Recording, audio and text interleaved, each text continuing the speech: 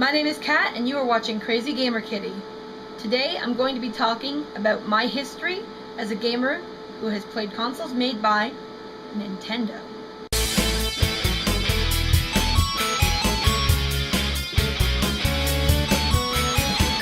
Okay, what's up? I'm going to explain a little bit quickly about what the heck this project actually is. Basically, this is my gamer history series that I'm going to be working on, where I'm going to be talking about how different games, different gaming companies, different experiences throughout my life have been affected from different games that I've played. And since we are just about ready to actually have E3 2014, I figured that it would be a good idea to start my series with a video directed at each of the three major console makers and my history with their previous consoles. In doing this, what I hope to accomplish is I hope to show what my past with each of these consoles has been, and to predict my thoughts and feelings about what's going to be happening in the future. Since Nintendo made the first consoles that I ever played, and I have the longest history with them, I figured I would do theirs first. I have owned or shared every Nintendo console since the NES. It was actually my first console. My first gaming memory is actually sitting at my cousin's house and playing the original Mario Brothers. And you want to know how I died in the first Mario Brothers? I walked up to that first Goomba and I didn't jump. Yeah. And then I tried to jump and I missed. You get the idea. I think that Goomba took me 15 minutes. Bad eye-hand coordination. Anyway, I have, as I said, I've played every one of their systems, and I've liked games on all of them. For the NES, my favorite game was probably Final Fantasy I, although I really loved Mario Golf as well. I thought that was really awesome, and I used to play that with my grandpa. On the NES, I loved Final Fantasy IV and Super Mario World. I still wasn't awesome at Mario games, but I had improved somewhat by that point. And I did play that with my brothers, so that was really awesome. The N64, I kind of had a love-hate relationship with the N64. My favorite game for it was probably Diddy Kong Racing. I really liked that a lot. But at the same time, I was very angry at the N64 because I really wanted Final Fantasy VII, and that had moved to the PlayStation. And I didn't get a PlayStation until a year after, so that was kind of frustrating. As for the GameCube, after my feelings toward the N64, I didn't actually purchase a GameCube until much later in its life cycle. I think I actually purchased it a few months after purchasing my DS, and that was in 2005. And since I was at the end of its life cycle, I got to play a lot of different games on it, and I kind of got to experience a good chunk of the library. My favorite things about the GameCube as far as playing games, I loved Animal Crossing, and I really liked, there was this RPG series called Battling Katos. That was really fucking awesome. I really liked that a lot.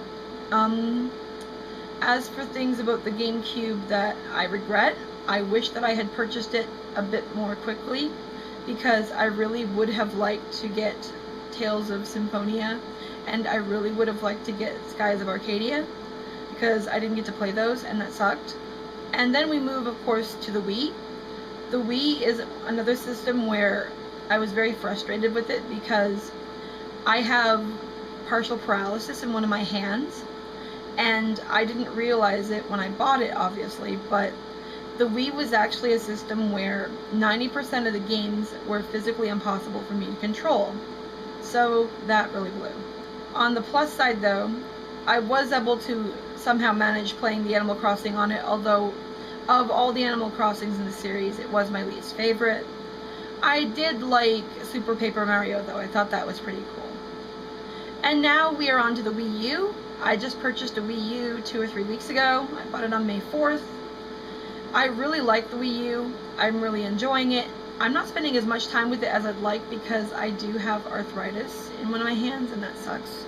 And it makes things really painful, but I bought Super Mario 3D World, and I bought the Legend of Zelda Wind Waker, because I got the bundle with the really pretty scrolling on the gamepad. So that's really cool. and I'm really liking it, and it seems like there are going to be tons of really great games out for it. Which of course leads to my predictions. I believe that the Wii U will be the system which I purchased the most games for in 2014, especially if we're talking about next-gen consoles. I am saying this despite the fact that I will be purchasing all three by the end of the year. I've got that budgeted and planned for, and there are games I want on the other consoles, but I think that the Wii U is probably going to take up the lion's share of my time for the next few months. I think that Nintendo already has a strong lineup of games they're going to be showing at E3. I will be looking forward to seeing more of each of those, especially Super Smash Bros. Wii U and Yarn Yoshi, which I'm hoping will get a correct title and a date and everything. I think that Nintendo really needs to show something new and fresh at E3 though. I think they need to show people that they are still innovating and that they can still come up with games that are different than anything we've seen before and that will spark people's imaginations. I think that the idea that they're going to be showing off the figures they've come up with, I believe that's the NFC, I think that's near field communication or something. I think that could be really exciting to hear more about. I've heard that it's going to somehow work with Super Smash Bros. Wii U, so that'd be really cool if we get some figures and stuff. I've also heard that that is going to be used in more than one game, so if they do sell figures and put them in more than one game and do stuff with them, those could actually have some real value to gamers, which could be really neat. If I was going to request games to be made for the Wii U, I would love to see, or eventually see, an Animal Crossing title. That would be awesome. I know that my boyfriend, Jay, would really like to see a remake of Super Mario Sunshine, which I never got to play. I never got that on GameCube. So I'd love to check that out, but at the same time, I'm very leery about remakes. Of course, as I said in my E3 wishlist video, I would love to see something completely new that no one is prepared for. Anyway, I will be talking about all the different major consoles during the next week or so. So these are my thoughts on Nintendo, my history with Nintendo, and my predictions for the future. Please feel free to like, comment, and subscribe. I'd love to know what your thoughts are about what Nintendo could or should be doing at E3. Thanks so much for watching. Bye!